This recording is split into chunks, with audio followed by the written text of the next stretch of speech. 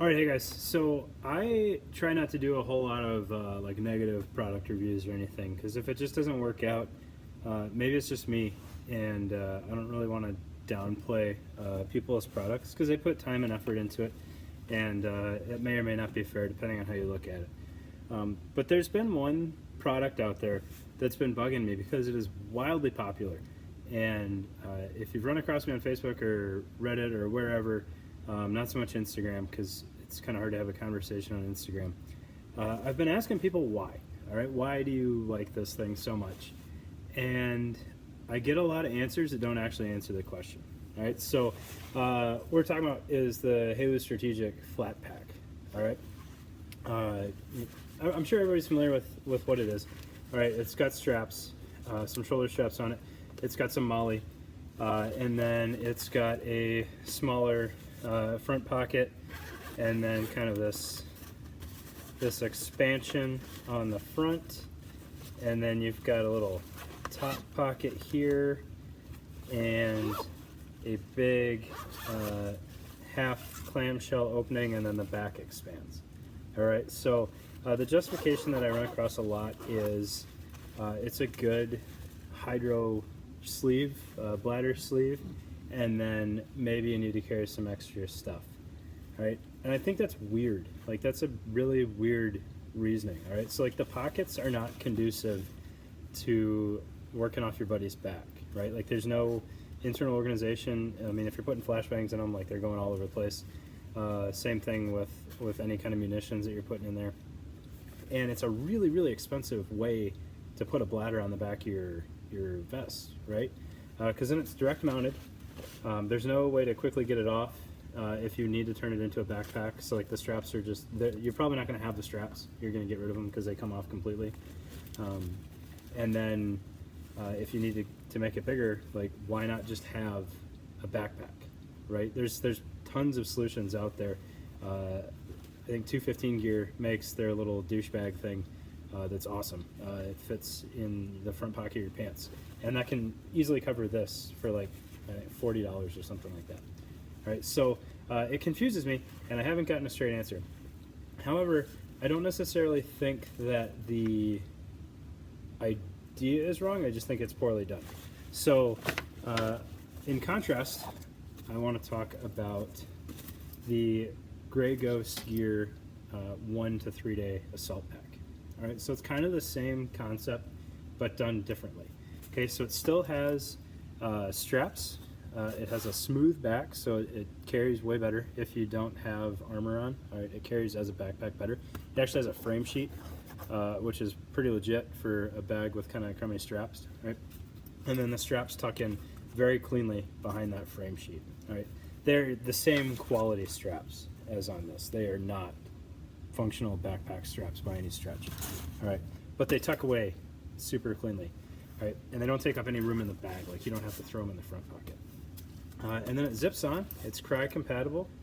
All right, so that's neat. Big fan of cry vests. And then it has the same expansion idea. However, it has compression straps. So if I want to just put a bladder in here, which again, this is wildly expensive to just put a bladder in, you can do that, and you can strap it all the way down, and it's super stable. Right? So this is in the non-expanded form. Right? I have a Gore-Tex top in here and a modded combat top, so not a whole lot of stuff, but it's very bulky, and it kind of shows you the capacity. Right? It has an equally worthless pocket on the front face as the Haley vest, or Haley pack. It's just a flat pocket that really, like a Sam splint, wouldn't even fit in there.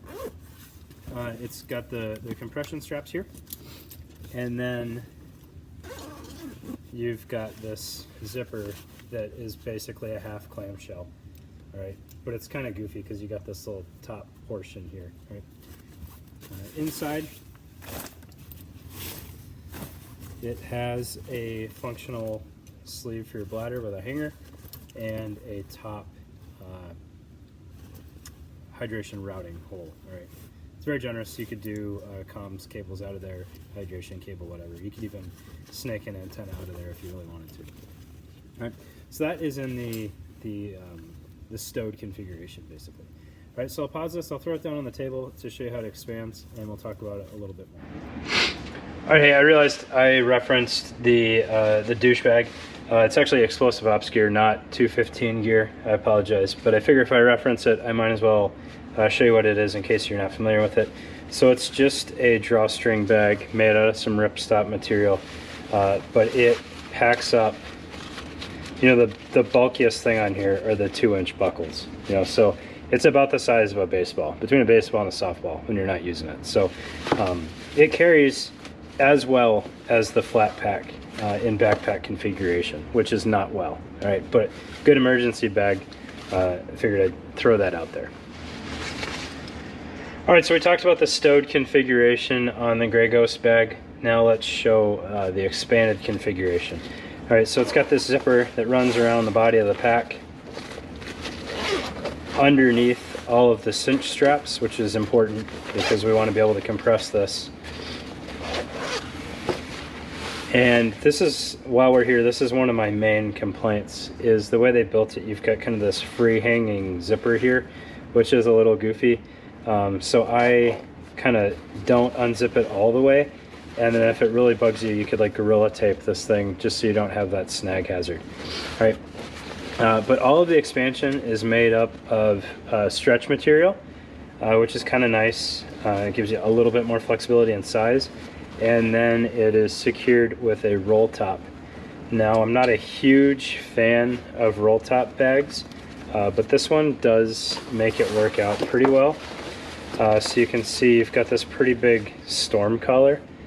And I have loaded this up with an absolutely stupid amount of stuff to try it out.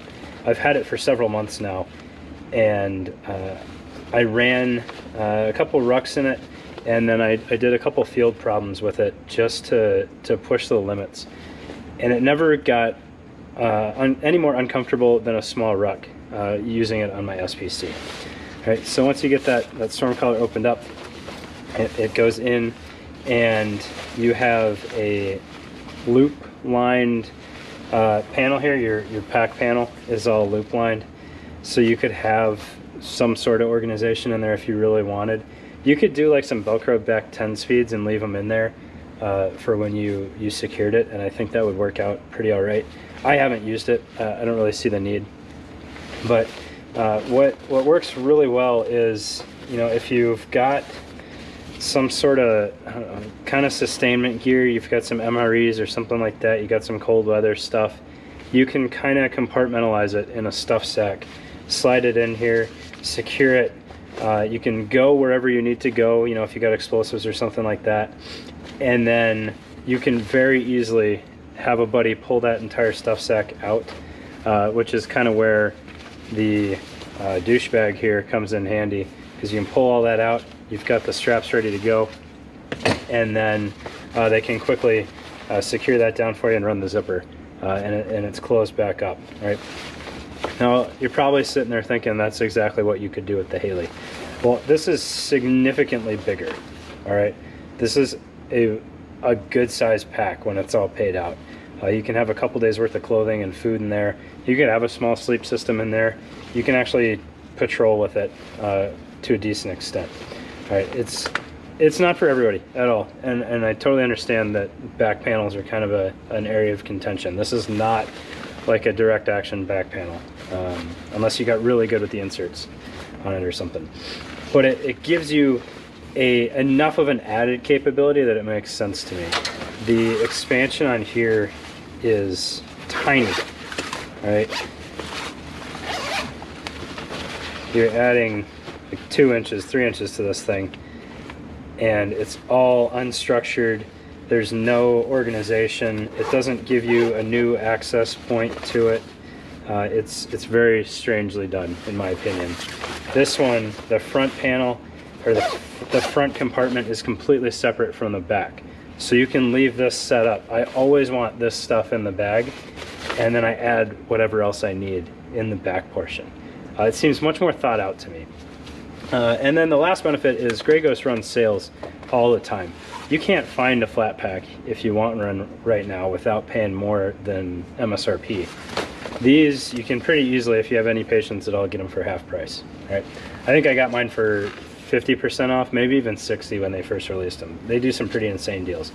All right, but it carries very well, at least on the SPC. I would imagine it carries well on the AVS as well. I haven't used it on there, but I think it's really well done for what it is. And if it makes sense to use it, it makes sense to use it. All right. If not, it's not going to matter how well done it is because it just doesn't make sense to you.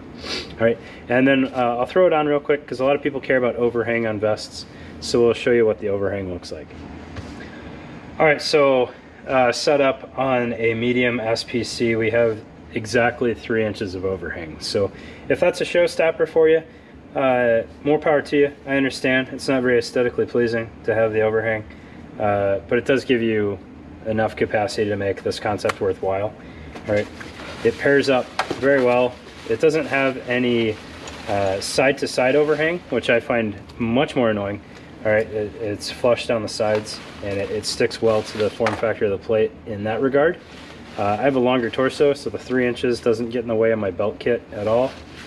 And then the storm collar ends up going significantly higher than the back of the plate.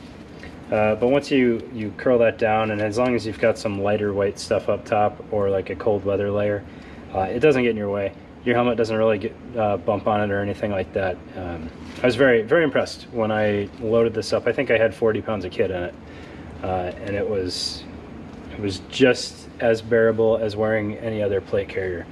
All right, so Gray Ghost Gear, 1 to 3 day assault pack. If the concept works for you, it works for you. If it doesn't, that's great. You understand your needs, and that's the whole goal of this, is trying to figure out what your needs are and why you're doing what you're doing versus just picking something that's got a lot of hype to it. All right, appreciate it, guys. And just to wrap this up as an added bonus, because I know my crabby boys out there are going to ask about it, I picked this up on eBay. I don't have access to a Chia anymore, so we've got a Mimid, which is the next best thing.